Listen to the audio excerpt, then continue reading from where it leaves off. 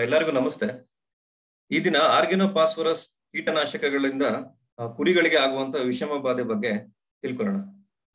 ನನ್ನ ಹೆಸರು ಡಾಕ್ಟರ್ ಪವನ್ ಕುಮಾರ್ ಅಂತ, ಸಹಾಯಕ ನಿರ್ದೇಶಕರು, ಕರ್ನಾಟಕ ಕುರಿ ಮತ್ತು ಉಣ್ಣೆ ಅಭಿವೃದ್ಧಿ ನಿಗಮ, ಹಾಸನ ಜಿಲ್ಲೆ. ನೀವು ಈ ರೀತಿ ಬಾಟ್ಲ ಮೇಲೆ ಈ ರೀತಿ ಕಲರ್ ಕಾಂಬಿನೇಷನ್ ಇರುವಂತ ಒಂದು ಇದನ್ನ ನೋಡಿರ್ತೀರಾ ಅನ್ಸುತ್ತೆ ನೀವು ಎಲ್ಲಾ ಕೀಟನಾಶಕ ಬಾಟ್ಲುಗಳಲ್ಲಿ. ಈ ಕೀಟನಾಶಕ ಬಾಟ್ಲುಗಳಲ್ಲಿ ನಾನು ಏನು ಈ ದಿನ ಆರ್ಗಿನೋಪಾಸ್ಫರಸ್ ಕೀಟನಾಶಕ ಬಗ್ಗೆ ಮಾತನಾಡ್ತಿದ್ದೀನಿ. ಅದರಲ್ಲಿ ಕೆಂಪು ಕಲರ್ದು ನೀವೇನಾದ್ರೂ ಮಾರ್ಕಿಂಗ್ ನೋಡಿದ್ರೆ ಮತ್ತೆ ಪಾಯ್ಸನ್ ಅಂತ ಬರ್ದಿರುತ್ತೆ, ಮತ್ತೆ ಅದರಲ್ಲಿ ಬೋನ್ ಇರೋ ಅಂತ ಒಂದು ಪಿಕ್ಚರ್ ಏನೋ ಇತ್ತು ಅಂತ ಹೇಳಿದ್ರೆ ಅದು ತುಂಬಾನೇ ವಿಷಕಾರಕ ಆಗಿರುತ್ತೆ ಆ ಕೀಟನಾಶಕ. ಅದನ್ನ ಏನಾದ್ರೂ ಕುರಿಗಳೇನಾದ್ರು ತಗೊಂಡ್ರೆ ಅದರಿಂದ 100% ಕುರಿಗಳು ಸಾವನ್ನಪ್ತವೆ.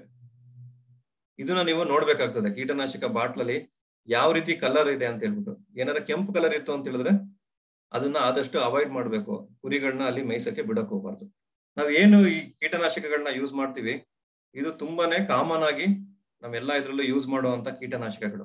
ಈ ಕೀಟನಾಶಕ ಹೇಗೆ ಕುರಿ ದೇಹಕ್ಕೆ ಸೇರ್ಕೊಳ್ಳುತ್ತೆ ಅಂತ ಹೇಳಿದ್ರೆ, ಆಕಸ್ಮಿಕವಾಗಿ ಏನಾದ್ರು ನಾವು ಚೆಲ್ಲಿದ್ರೆ, ಏನಾದ್ರು ಈ ಕೀಟನಾಶಕಗಳನ್ನ ಮನೇಲಿ ಯೂಸ್ ಮಾಡ್ಬೇಕಾದ್ರೆ ಏನಾದ್ರು ಆಕಸ್ಮಿಕವಾಗಿ ಚೆಲ್ಲಿದ್ರೆ, ಅದನ್ನೇನಾದ್ರೂ ಕುರಿಗಳು ಮೇಯ್ದ್ರೆ, ಅಥವಾ ಏನಾದ್ರು ನೀವು ಸಿಂಪಡಿಸಿದ್ರೆ, ಆಗ್ತಾನೆ ಏನಾದ್ರು ನೀವು ಗಿಡಗಳಿಗೆ ಏನಾದ್ರು ಸಿಂಪಡಿಸಿದ್ರೆ ಈ ಕೀಟನಾಶಕಗಳನ್ನ, ಅಂತ ಗಿಡಗಳನ್ನ ಏನಾದ್ರು ಅಂತ ಬೆಳೆಗಳನ್ನ ಏನಾದ್ರು ನಮ್ ಕುರಿಗಳು ತಿಂತು ಅಂತ ಹೇಳಿದ್ರೆ ಕುರಿಗಳು ಈ ಆರ್ಗಿನೋಪಾಸ್ಫರಸ್ ಕೀಟನಾಶಕಗಳಿಂದ ಇದರಿಂದ ವಿಷಮ ಬಾಧೆಯಿಂದ ನರಳುತ್ತವೆ. ಈ ವಿಷಮ ಬಾಧೆ 2 ತರ ವಿಷಮ ಬಾಧೆ ಬರುತ್ತೆ ಇಲ್ಲಿ. ಒಂದು ಡೈರೆಕ್ಟ್ ಆಗಿ ಆಕ್ಟ್ ಮಾಡೋ ಅಂದ್ರೆ ನೇರವಾಗಿ ದೇಹದ ಮೇಲೆ ಆಕ್ಟ್ ಮಾಡುವಂತ ವಿಷಮ ಬಾಧೆ, ಇನ್ನೊಂದು ಇಂಡೈರೆಕ್ಟ್ ಆಗಿ ಆಕ್ಟ್ ಮಾಡುತ್ತೆ ವಿಷಮ ಬಾಧೆ ದೇಹದ ಮೇಲೆ.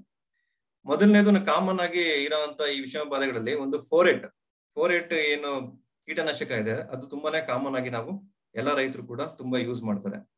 ಸೊ ಅದರಲ್ಲಿ ಪ್ರಮುಖವಾದ ಈ ಫೋಟೋಗಳು ನೀವು ನೋಡಿರ್ತೀರ, ಮೆಟಾಸಿಡ್, ಫಾಲಿಡಾಲ್, ಟೈಗರ್ ಮತ್ತೆ ಫೋರೇಟ್.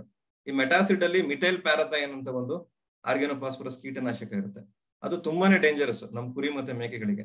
ಇದನ್ನೇನಾದ್ರು ಸಿಂಪಡಿಸಿದ್ರೆ ನೀವು ಬೆಳೆಗಳಿಗೆ, ಅಂತ ಬೆಳೆಗಳನ್ನ ಅಥವಾ ಆಕಸ್ಮಿಕವಾಗಿ ಸೇವಿಸಿದ್ರೆ ಕುರಿ ಮತ್ತೆ ಮೇಕೆಗಳು 100% ಸಾವನ್ನಪ್ತವೆ. ಆದಷ್ಟು ನೀವು ಸಿಂಪಡಿಸಿದಾಗ ಯಾವ್ದೇ ಕಾರಣಕ್ಕೂ ಕುರಿ ಮತ್ತೆ ಮೇಕೆಗಳನ್ನ ಅಂತ ಬೆಳೆ ಎಲ್ಲಿ ಬೆಳೆದಿರ್ತೀರ ಅಲ್ಲಿ ಬಿಡಕ್ಕೆ ಹೋಗಕ್ ಹೋಗ್ಬಾರ್ದು, ಮೇಯಕ್ಕೆ ಅಟ್ಟಕ್ ಹೋಗ್ಬಾರ್ದು.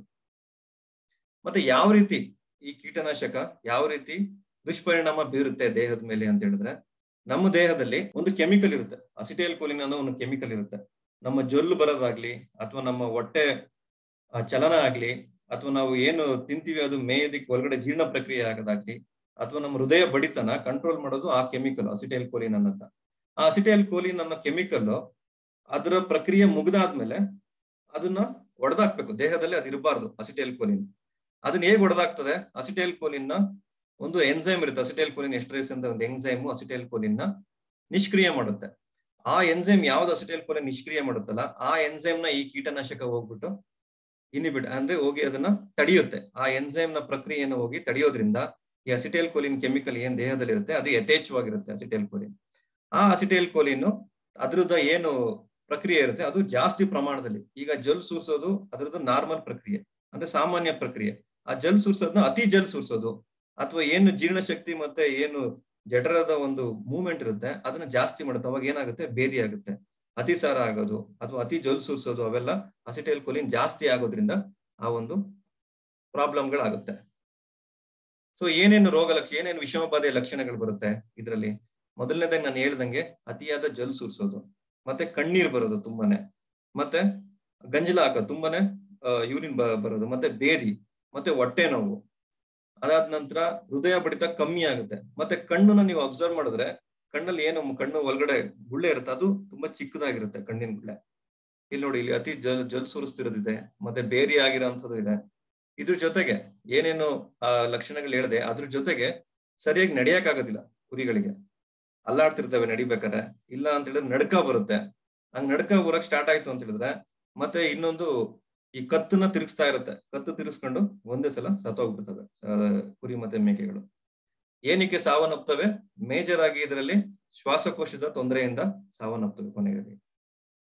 ಮತ್ತೆ ಇದನ್ನ ನೀವು ಮರಣೋತ್ತರ ಪರೀಕ್ಷೆ ಮಾಡಿದಾಗ ಏನ ನಾವು ಅಬ್ಸರ್ವ್ ಮಾಡ್ತೀವಿ ಅಂತ ಹೇಳಿದ್ರೆ, ಈ ಏನು ಗಂಜಲದ ಚೀಲ ಬರುತ್ತೆ, ಅದು ಯೂರಿನರಿ ಬ್ಲಾಡರ್ ಅಂತ ಏನ್ ಹೇಳ್ತೀವಿ, ಅಲ್ಲಿ ಒಂದು ಕೆಂಪು ರಕ್ತ ತರ ಒಂದು ಕಣ ತರ ಒಂದು ಡಾಟ್ ಬರುತ್ತೆ, ಅದನ್ನ ಪೆಟಿಚಿ ಅಂತ ಹೇಳ್ತೀವಿ. ಆ ರಕ್ತ ಕಣಗಳು ಆ ಒಂದು ಚೀಲದಲ್ಲಿ ಇರುತ್ತೆ.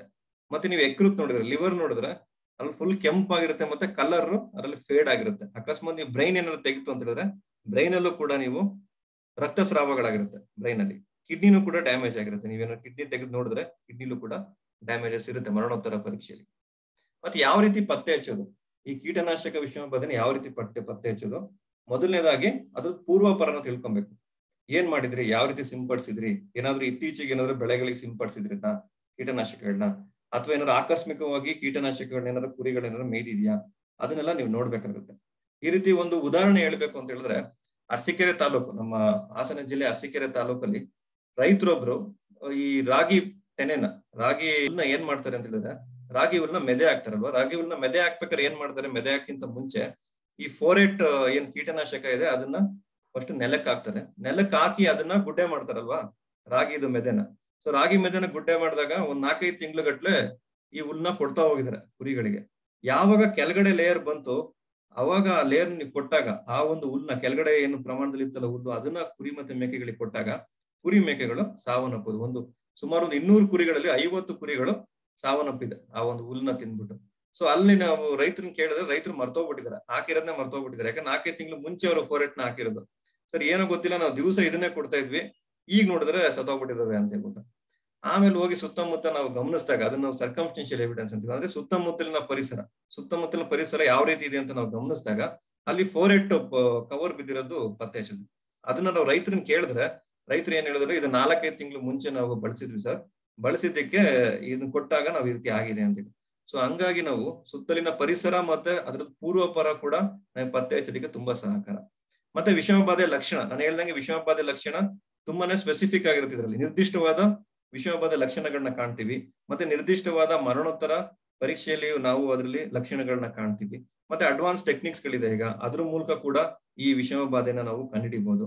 ಮತ್ತೆ ಚಿಕಿತ್ಸೆ ಮೂಲಕ, ಇದಕ್ಕೆ ನಿರ್ದಿಷ್ಟ ಚಿಕಿತ್ಸೆ ಇರೋದ್ರಿಂದ ನೀವು ಅದೇ ತರ ನಿರ್ದಿಷ್ಟವಾದ ಚಿಕಿತ್ಸೆನ ಕೊಟ್ರೆ ಆ ಪ್ರಾಣಿಗಳು ಕೂಡ ಅದಕ್ಕೆ ಸ್ಪಂದಿಸ್ತವೆ. ಅದೇ ನಿರ್ದಿಷ್ಟ ಚಿಕಿತ್ಸೆ ಕೊಟ್ರೆ ಅದಕ್ಕೆ ಸ್ಪಂದಿಸ್ತವೆ. ಆ ಸ್ಪಂದಿಸೋದ್ರಿಂದ ನಮಗೆ ಗೊತ್ತಾಗುತ್ತೆ ಮೋಸ್ಟ್ಲಿ ಇದು ಈ ಕೀಟನಾಶಕದಿಂದನೇ ಆಗಿರ್ಬೇಕು ಅಂತ ಹೇಳಿ.